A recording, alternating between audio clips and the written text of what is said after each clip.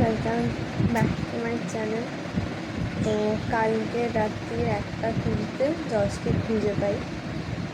তো তারপর ওকে পরিষ্কার পরিচ্ছন্ন করা, হেনা তেনা, খাবার খাওয়ানো, করা। ওর এই পাটাতে একটু লেগেছে, পাটা এরম এরম পড়ে আছে, ওষুধ দেওয়া হবে। তো কাল চক করে কালকে রাতের ওষুধগুলো ঠিক করে খাওয়া হয়নি, ভিটামিনটা মাইগ্রেনের।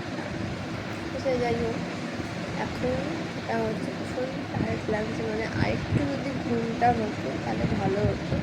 কিন্তু ওই ঘুম থেকে উঠে থেকে রাত্রে শুতে যাওয়া পর্যন্ত ওষুধ আর ওষুধ। আমার পেটটা আধেকটা খালি রাখতে হচ্ছে শুধু ওষুধ খাওয়ার জন্য। ওষুধের টাইম পেরিয়ে যাবে, ওই জন্য স্কিনটা গ্লো করছে। ওই জন্য উঠে ওষুধ খেলাম।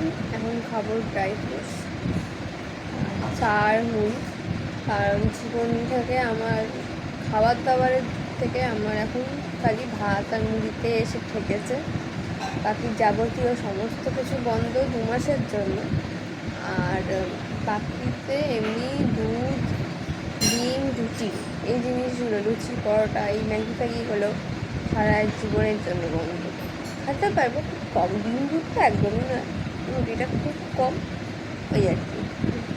তো চলো দেখা যাক আজকে দিনটা কেমন কাটে। আজকে আবার কোথাও পালায়, করি আজকে আর কিছু হবে না। তো এবছর ওষুধ নিয়ে এলাম। জিভের ডগায় এমন ঘা হয়েছে, না কথা বলতে পারছি না খেতে পারছি।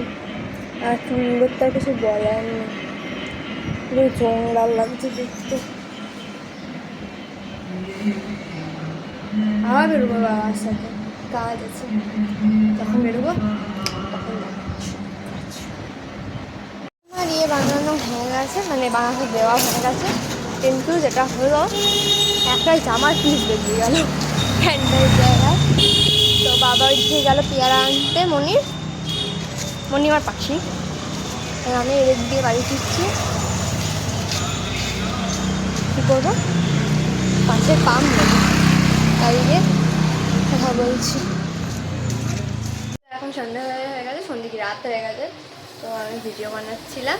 তো এই মিনি ব্লগটা আমি এখানে শেষ করি। দেখা হচ্ছে তোমাদের সাথে পরের মিনি ব্লগে। আমি আমার ডেলি ব্লগ করছি, আবার ভিডিও পোস্ট করছি, দেখে চা।